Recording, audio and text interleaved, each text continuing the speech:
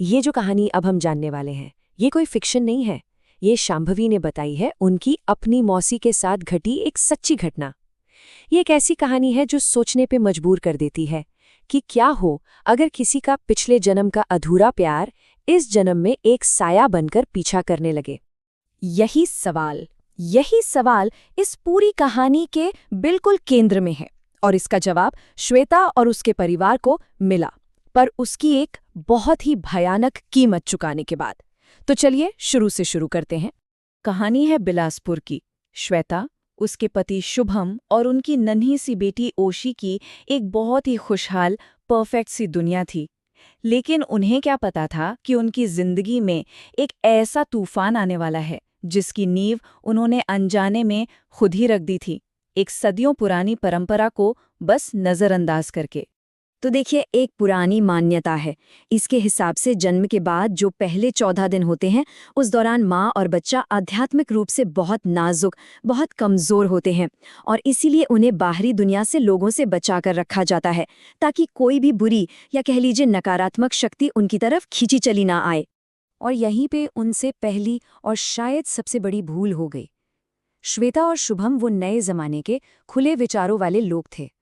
वो इन सब बातों को अंधविश्वास मानते थे, तो उन्होंने इस परंपरा को मानने से साफ साफ मना कर दिया। उन्हें इस बात का जरा भी अंदाजा नहीं था कि उनका ये एक फैसला एक बहुत ही अंधेरे साये को उनके घर आने का न्योता दे रहा था।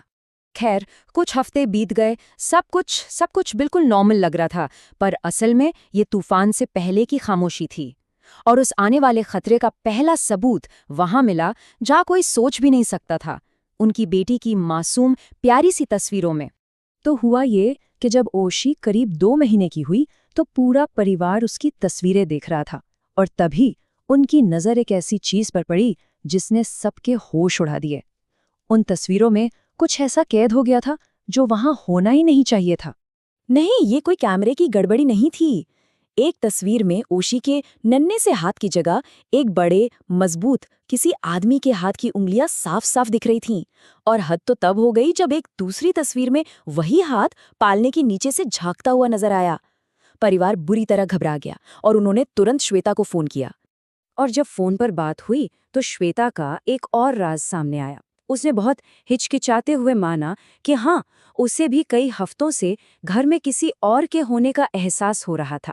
कभी फुसफुसाने की आवाजें आती तो कभी ऐसा लगता जैसे किसी ने अभी अभी छुआ हो। पर उसने अपने इस डर को डिलीवरी के बाद होने वाला डिप्रेशन समझकर टाल दिया, और ये थी उसकी दूसरी सबसे बड़ी गलती। अब वो जो अनजाना साया था वो सिर्फ एहसास तक नहीं रुका, अब उसने खुलकर अपनी मौजूदगी दिखानी शुरू कर दी थी। जो पहले सिर्फ एक एहसास था वो अब सीधे सीधे हमलों में बदल चुका था। अगला एक हफ्ता उस परिवार के लिए जैसे कयामत बनकर आया। एक रात श्वेता का शरीर बिल्कुल पत्थर का हो गया, वो हिल भी नहीं पा रही थी, पर उसका बिस्तर बुरी तरह कांप रहा था। फिर कुछ ही दिन बाद माँ और बेटी दोनों ही एक अजीब तरीके से बीमार पड़ गए। और फिर आई वो रात जिसने शुभम के सारे शक और वहम तोड़ कर रख दिए। उसने अपनी आंखों से अपनी 2 महीने की बेटी को पालने से करीब 6 इंच ऊपर हवा में उठते और फिर धड़ाम से नीचे गिरते देखा। अपनी बेटी को इस हालत में देखकर श्वेता दहशत से चीख पड़ी। वो मुझे मार देगा और मेरी बेटी को ले जाएगा। उसके मुंह से निकले इन शब्दों को सुनकर शुभम को एक झटके में समझ आ गया, ये कोई दिमाग का वहम नहीं है, ये एक जानलेवा हकीकत है जो उनके दरवाजे पर दस्तक दे चुकी है। वो दोनों जैसे तैसे अपनी बेटी को लेकर मदद के लिए श्वेता की बहन के घर पहुंचे। श्वेता को वहां देखकर सबके सब सन्न रह गए। उसका वजन बहुत ज्यादा घट चुका था, आंखों के नीचे गहरे काले गड्ढे बन गए थे। उसे देखकर ऐसा लग रहा था जैसे किसी ने उसके अंदर की सारी जिंदगी खींच ली हो। जब सारे रास्ते बंद हो गए और डर हर हद को पार कर गया, तो परिवार ने एक आखिरी कोशिश करने का फैसला किया। वो मदद के लिए एक पहुंचे हुए बाबा के पास गए। वो समझ चुके थे कि अब सिर्फ कोई दैवीय शक्ति ही उन्हें उस अनजान दुश्मन से बचा सकती है। इस पूरी पहेली को समझने के लिए पुनर्जन्म के कॉन्सेप्ट को समझना बहुत जरूरी है। ये वो मान्यता है जिसके हिसाब से आत्मा कभी नहीं मरती, वो बस एक शरीर छोड़कर दूसरा शरीर धारण कर लेती है। और कभी-कभी पिछले जन्म के रिश्ते और कस्में वो भी आत्मा के साथ इस जन्म तक का सफर कर लेते हैं। तो बाबा ने पूजा शुरू की। श्वेता और ओशी को नमक के एक घेरे के अंदर बिठाया गया। जैसे ही बाबा ने मंत्रों का जाप तेज किया, श्वेता अचानक से बेहोश होकर गिर पड़ी। लेकिन अगले ही पल जब वो उठी तो वो श्वेता नहीं थी। उसका शरीर लकड़ी की तरह अकड़ा हुआ था, आंखें पूरी तरह सफेद हो चुकी थीं और उसके मुंह से एक भारी मर्दाना आवाज निकल रही थी। उस आवाज ने जब अपना नाम बताया तो सबके रोंगटे खड़े हो गए। उसने कहा, मेरा नाम रेहान है। और फिर उसने नन्ही सी ओशी की तरफ इशारा करके जो कहा, उसे सुनकर तो जैसे पूरे परिवार पर बिजली गिर गई। उसने कहा, और मैं इससे बहुत प्यार करता हूं।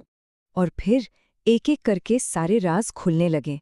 रेहान की आत्मा ने श्वेता के शरीर के जरिए बताया कि पिछले जन्म में वो और ओशी की आत्मा एक दूसरे से बेइंतहा मोहब्बत करते थे, लेकिन क्योंकि वो अलग धर्म के थे, लड़की के घरवालों ने रेहान को बेरहमी से पीट-पीट कर मार डाला था। और ये था उस साये का असली मकसद। रेहान में बताया, मरने से पहले मैंने कसम खाई थी कि मैं उसे लेने जरूर वापस आऊंगा। वो इतने सालों से एक आत्मा के रूप में बस भटक रहा था, सिर्फ अपनी महबूबा के दोबारा जन्म लेने का इंतजार कर रहा था।